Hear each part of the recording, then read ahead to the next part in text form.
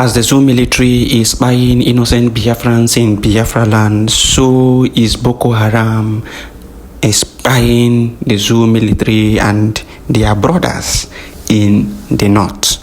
If you look at your screen, you discover that a report came that government adopt Nigerian immigration officer in Benue, demand 20 million naira ransom.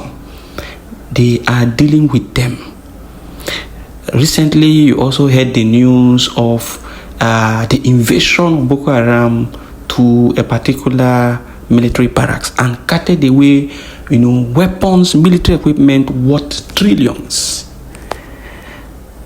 You don't know at this moment, with all the news you are hearing, that the Nigerian government is responsible, solely responsible for what is happening. If you think I'm lying, I have evidence to present to you, because Mazi Nnamdi Kanu said it a long time ago. He said it, as we are pushing your military down to the east, the Boko Haram will be dealing with them in the north.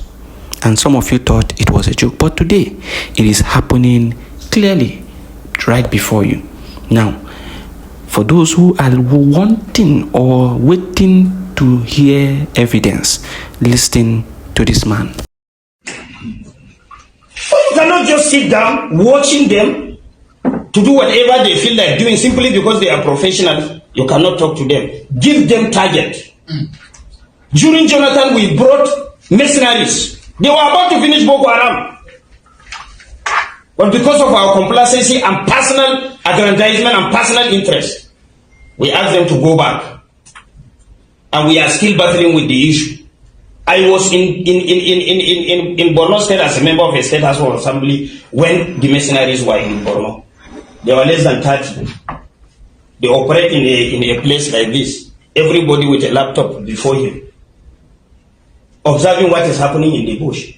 The moment they discover an enclave, they will be able to identify how many weapons do they have, what kind of weapons are they using, how many AK-47 do they have, how many explosives do they have. They will take only 3 or 4 people in a chopper, go and clear everything. They will snap pictures before clearing them and bring back exhibit. We are about to finish it. And because of interest, personal interest, that if we allow mercenaries to finish this thing, we are not going to get anything. How much was the bill given by the mercenaries? Even Russia is employing mercenaries to fight for them, isn't it? Are we stronger than Russia? Is there anything wrong if you can bring somebody that can fight for you? There's nothing wrong in that. So I'm sorry if people are saying that National Assembly is not doing the needful, National Assembly is not providing the enabling laws. We have provided all the enabling laws. The enforcement of such laws is not ours. If government is not ready to implement, there is no way we can compel government. The only thing we can advise government. If government refuses to do it, there is no way you can force them, because they have the machineries for implementation. You do not have. You have heard evidence. You have heard from this man. Pure evidence. But some of you will not want to still make do and try to make positive changes with the evidences that have been presented to you. If you still think it is a lie and you want more evidence, go and ask yourself this question. How much is DSS quoting as money that they use to transport Mazi Nnamdi Kanu to court every time he has a court case? Go and search for how many millions, tens of millions, that the DSS is quoting just to bring Nnamdi Kanu to court. Do you think the person who is in charge of Mazi Nnamdi Kanu case under the DSS will want that case to end? When each time he brings Mazi Nnamdi Kanu to court, he will quote millions, hundreds, tens of millions, and say that is what he spent to just bring Mazi Nnamdi Kanu to court. And people are sitting down quietly in this country and looking at all these abnormalities going on, and you still are supporting these politicians. Something is wrong somewhere. Something is definitely wrong somewhere. If you want more evidence, take a look at this video. Now, the video you are watching is Boko Haram members in the bush, in the forest. They are receiving, supplies. And if you look closely, you will see military vehicles there. The Nigerian military vehicles in that bush. Now look, that is a helicopter coming into a thick forest to drop military hardware for them, and it's taking off. It is taking off. He has finished dropping military hardware for them, and it's taking off. How many of you can remember when Melafia was talking about this? When Obadiah Melafia was talking about this, how many of you can remember? He said that during the COVID that they were moving around as if there was nothing, that they were using helicopters to drop equipment for them, weapons and everything. How many of you people do not know? You people do not know what is happening in this country. And that is why I pity those who are joining the Nigerian military, because you would be used to fuel the big man's pockets. You will be used to make money for the big man. Your life will be exchanged for the pockets of a big man. They will use you as a pawn in their game. Look at helicopter going to drop ammunition, supplies and everything for the Boko Haram in the forest. You are there. The same people you are going to fight to, they are supplying them heavily. They are supplying them heavily. If you think the evidence has ended, watch this video. From March to this time, in my own constituency, Mr. Speaker, in Wulgo, there has been a Boko Haram attack on military formation of the multinational joint task force where more than 20 soldiers were killed. And Mr. Speaker, it will interest you to know that I visited that formation, and the commander told me that out of about nearly 100 soldiers in that formation, we have only 6 Nigerian soldiers. And it is a multinational joint task force where we expect to have, if not equal number, at least substantive number of Nigerian military men in that formation.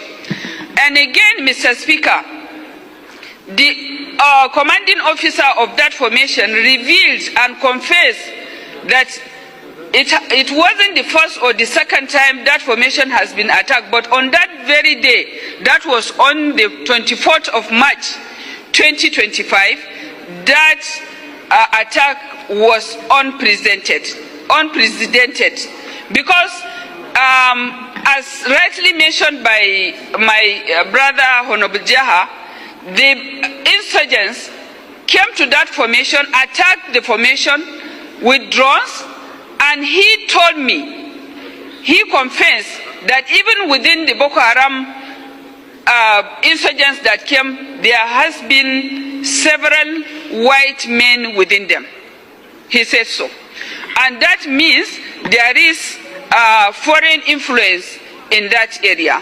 And Mr. Speaker, another issue of concern for this House is that with the exit of Niger, Burkina Faso and Mali from ECOWAS, it has also posed a lot of threat, especially at the borders of Malampatori and other borders bordering Niger and Nigeria. Because if there is no synergy, this insurgency will pose several threats to the country, not only to Borno State.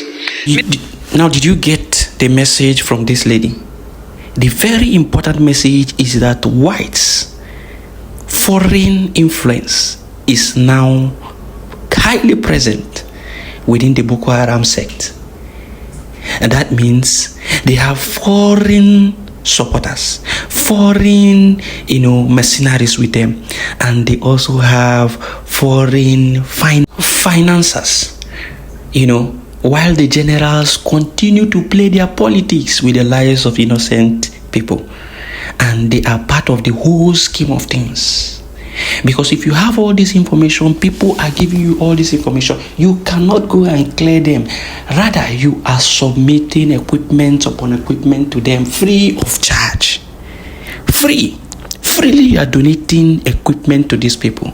You inform them, okay, come to this barracks, we have equipment, they will come and fire. The important people must have left, allow people who are not even aware of what is happening.